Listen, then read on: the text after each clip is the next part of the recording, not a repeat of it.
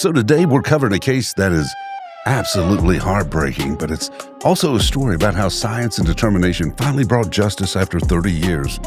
This is a story of April Tinsley, an 8-year-old girl who was murdered in 1988, and how her killer terrorized an entire community for decades before Genealogy finally caught him. Now, if you're new here and you like deep dives into cases that show how far forensic science has come, make sure you hit that subscribe button because we cover cases like this all the time. Hey, welcome to Crime Ninja TV. Let's get into it. It's the spring of 1988, April 1st, April Fool's Day. And in Fort Wayne, Indiana, an 8-year-old girl named April Tinsley vanishes from a quiet street. This is one of those neighborhoods where kids play outside, everyone knows everyone, and you just don't think about danger, you know? Days later, her body is found in a ditch, and that's when this case goes from a missing child to a cold case that would haunt Indiana for 30 years.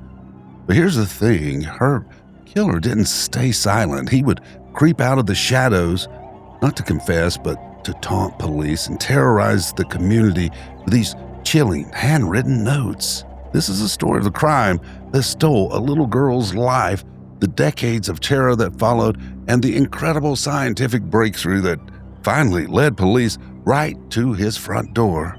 And when they got there, he confessed to everything. Let me know in the comments if you've ever heard of this case. So let me tell you about April. April Marie Tinsley was born on March 18th of 1980. She was this happy first grader with curly blonde hair, big blue eyes, and this shy little smile. Her world revolves around her family, her friends, and her quiet working-class neighborhood in Fort Wayne. The streets are safe, the faces are familiar, real danger is just something you see on TV, not something that happened in your neighborhood. On Friday, April the 1st, 1988, the weather is gray and grizzly. Like a lot of kids, April is just excited for the weekend. She spends the afternoon playing with friends, wandering around the neighborhood the way kids do. As afternoon goes on, the sky looks like it's about to pour. And April realizes she left her umbrella at her friend's house, so she decides to walk a few blocks to go get it. It's a walk she made 100 times before. She leaves one friend's house to walk to another. And guys, it's the last time anyone sees her alive. Somewhere on that short walk, a man named John Miller intercepts her. The street is quiet, and in that moment, this predator sees his chance and somehow convinces this trusting 8-year-old to get into his car. Back at home, as the hours drag on and April doesn't come back, her mother, Janet, just starts to feel this knot of worry in her stomach. That worry quickly turns into full-blown panic. April's a good kid. She knows she's supposed to be home. This isn't like her. And so Janet starts calling friends and neighbors, but no one has seen her. The family's frantic search escalates quickly, and Fort Wayne police are called. They canvass the neighborhood, knocking on doors, as this growing sense of fear grips the entire city. The weekend is just this absolute blur of hope and dread. Flyers with April's smiling face are posted on telephone poles and in shop windows. Everyone's praying that she's just lost, that she took shelter from the rain and she'll be found, scared, but, safe. But on Monday, April 4th, 1988, all that hope is destroyed. A jogger running down a rural road in DeKalb County, about 20 miles away, makes a horrifying discovery. There in the ditch is the body of a small child, and it's April. The autopsy confirms the community's worst fears. April Tinsley has been sexually assaulted and strangled to death. The coroner determines she's likely been dead for 1-2 days, which means the killer kept her for some time after he abducted her. So during the investigation, police collect what turns out to be the most important piece of evidence, even though they won't realize its true power for another 30 years. From April's underwear, they recover a sample of her attacker's DNA. But here's the problem. It's 1988. DNA technology is just getting started. There isn't a national database to compare it to, so it's basically, useless. Useless unless they have already got a suspect to match it against. All they know is that they have the biological fingerprint of a monster. The initial investigation is intense, but it leads nowhere. The case slowly goes from a frantic search to this frustrating, agonizing cold case. A little girl is gone, her family is broken, and a killer is walking free. And as the years pass, it becomes clear that he isn't content with being silent. He wants to torment them. So if you're finding this case compelling as I am, hit that like button. For 2 long years, there's nothing. The leads dry up and the Tinsley family is left to grieve without any answers. The city of Fort Wayne lives with this constant fear, knowing a child killer is among them. Detectives, they're haunted by this case. One retired officer, Dan Camp, carries April's photo in his wallet for years, like a personal reminder of a promise he couldn't keep. The case has become one of Indiana's most infamous cold cases, and then in May of 1990, the killer decides to break his silence in the most arrogant way possible. On the side of a barn in a rural area, a message is found. It's scrawled in what looks like wax crayons. The crude, almost childlike handwriting is this disturbing contrast to the horror of the words. It reads, "I kill 8-year-old April Marie Tinsley. Did you find the other shoe? Ha ha, I will kill again." Now, guys, look at that. The misspelling of her name doesn't soften the blow. He spelled it Tisley. Teasley, not Tinsley. Now, this isn't just a confession. It's a taunt. The mention of the shoe is the cruel detail only the killer and the police would know, proving it's real.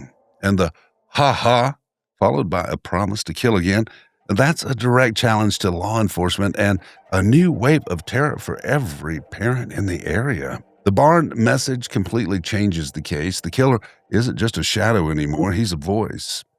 And he has this arrogant, menacing personality. He's gloating, enjoying the pain he's caused. This act of pure defiance pushes the investigators, but it also makes them more frustrated. They have his words, they have his DNA, but they still have no idea who he is. The case is even featured on America's Most Wanted, but still no real suspects emerge. The years just keep crawling by. The 90s come and go. 14 years after the barn note, the killer goes silent again. April's case is still open, but ice cold. For her family, every anniversary of her death is a fresh wave of grief. They hold memorials to keep her memory alive, never giving up hope that one day they'll get justice. Then, in the spring of 2004, he comes back. 16 years after the murder, the killer starts a new, much more personal campaign of terror.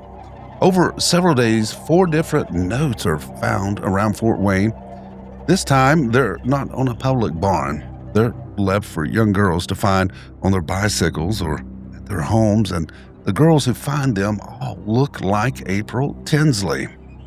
The notes, well, God, they're sickening. One reads, "Hi, honey, I've been watching you. I am the same person that kidnapped and raped and killed April Tinsley. You are my next victim." But he doesn't stop there.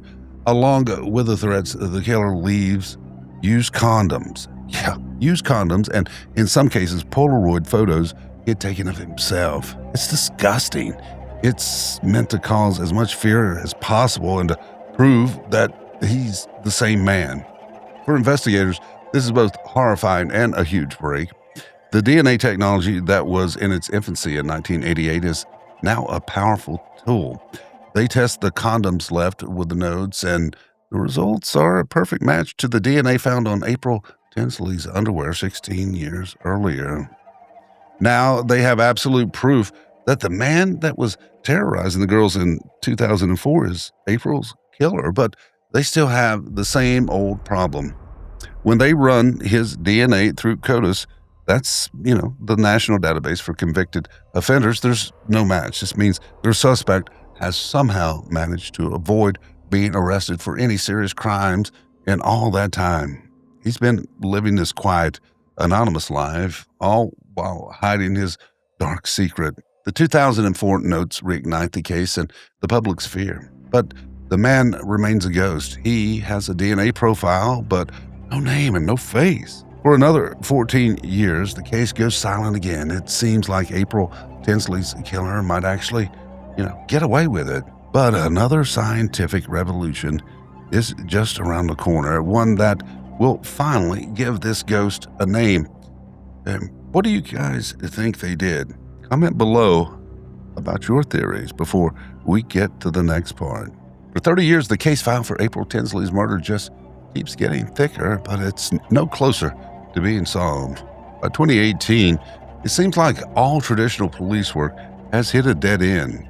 But that's when investigators decide to take a gamble on this revolutionary and somewhat controversial new technique, forensic genetic genealogy. The Fort Wayne police sent the killer's DNA profile to a private company called Terabon, or Nanolabs, where a genetic genealogist named C.C. Moore is leading the charge in solving cold cases. Instead of comparing the DNA to a criminal database, Terabon uploads the profile to public genealogy websites like GED Match, where people voluntarily upload their own DNA results to build family trees and find relatives. Now, the hope is that the killer or one of his relatives has used these sites and it works. The database doesn't find the killer himself, but it does find several of his distant relatives who share parts of his DNA. This is the breakthrough that investigators have been waiting 3 decades for. And using these relatives as a starting point, C.C. Moore and her team start an incredible, difficult work of reverse engineering the family tree. They identify the common ancestors of these cousins and then build the tree forward, tracing every descendant through public records. It's a massive puzzle. After weeks of work, the genetic evidence is so strong, it all points to one of 2 brothers. One of them has to be the killer. One of those brothers is John D. Miller. He's 59 years old and lives this quiet life in a trailer park in Graybull, Indiana, not far from Fort Wayne. And when police start looking into him, they find a man who mostly keeps to himself. Neighbors just describe him as a recluse with bad temper. Police finally have their prime suspect, but they need one last thing. They need a direct DNA sample from John Miller to prove it's him. So they start watching him, waiting for an opportunity. On July the 6th of 2018, they got their chance. Detectives watch Miller throw out his trash, and once he's gone, they move in and collect the garbage bags. And inside, they find exactly what they're looking for: used condoms. This is a huge find. Not just because it has his DNA, but because it's the same disturbing calling card he left back in 2004. So they rushed the evidence to the Indiana State Police Lab. A few days later, on July 9th, the call comes in. The DNA from the condoms and John Miller's trash is a perfect match to the DNA from April Tinsley's body in 1988 and the condoms from 2004. They have them. The ghost who haunted a community for 30 years finally has a name. On July 15th of 2018, armed with 30 years of evidence and DNA that's impossible to deny, detectives drive to Miller's trailer. They approach him at his home, and before they get too far, one of the investigators asks him a simple question. Do you know why we want to talk to you? Miller's response is immediate and chilling. He looks at them and says one name: April Tinsley. It's a confession on the spot. With those 2 words, 30 years of waiting to an end. He knows exactly why they're there. If you haven't subscribed yet, please do so. We cover more cases where science finally catches up to these monsters. John Miller is brought to the Fort Wayne Police headquarters and placed in an interview room. After waiving his Miranda rights, the detectives begin the interrogation they've waited decades to conduct. They don't have to push him. The dam of secrets Miller has built for 3 decades is about to burst. As the interview starts, Miller is disturbingly calm. He begins to recount the events of April 1st, 1988 with this chilling clarity that leaves the detectives just stunned. He tells them everything. He confirms that on that rainy Friday, he was driving his car when he saw 8-year-old April walking alone. He approached her, lured her into his car, and drove her to his trailer. That very same one he's still living in 30 years later. And once they were inside, the real horror began. Miller confesses that he raped the little girl. As he speaks, his tone is completely flat. He describes how after the assault, he knew he couldn't let her go. He decided he had to kill her. And he confesses to strangling April with his bare hands. The detectives are just horrified when he describes the act in excruciating detail, even estimating that it took her about 10 minutes to die. It's a statement delivered with no apparent remorse, like a clinical observation. But it gets even darker.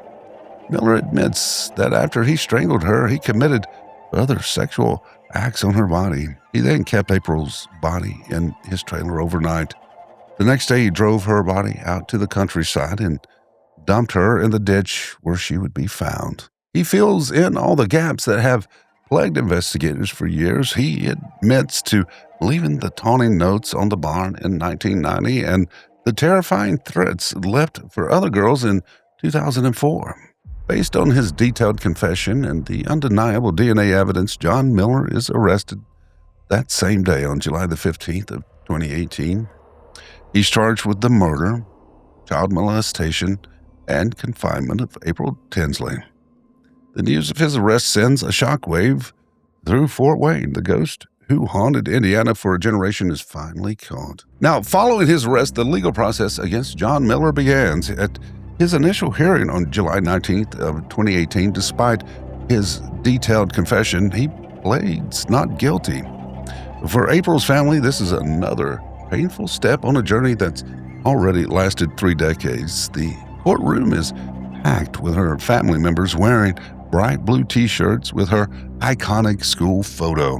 The retired detectives who hunted him for so long are also there, finally seeing him in person. Many of the community, and especially April's family, call for the death penalty, but however, because the crime happened in 1988, Miller has to be sentenced under the laws of that time, which makes things complicated. Life without parole wasn't an option back then, and seeking the death penalty for a 30-year-old crime is a difficult legal path. Prosecutors ultimately opted for a plea agreement to guarantee Miller will spend the rest of his life in prison. Then on December the 7th of 2018, Miller changes his plea to guilty. He formally admits to raping and strangling April Tinsley with his bare hands, and there will be no trial.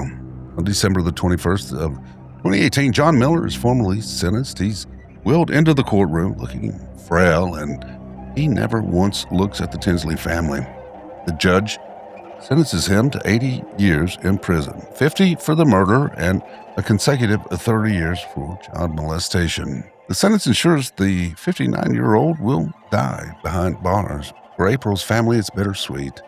Justice has finally been served, but the pain will always be there. After the sentencing, April's mother, Janet, says April really didn't, get the justice that she deserves, but right now it's a start, but we're never going to forget her. John Miller is sent to the Newcastle Correctional Facility in Indiana.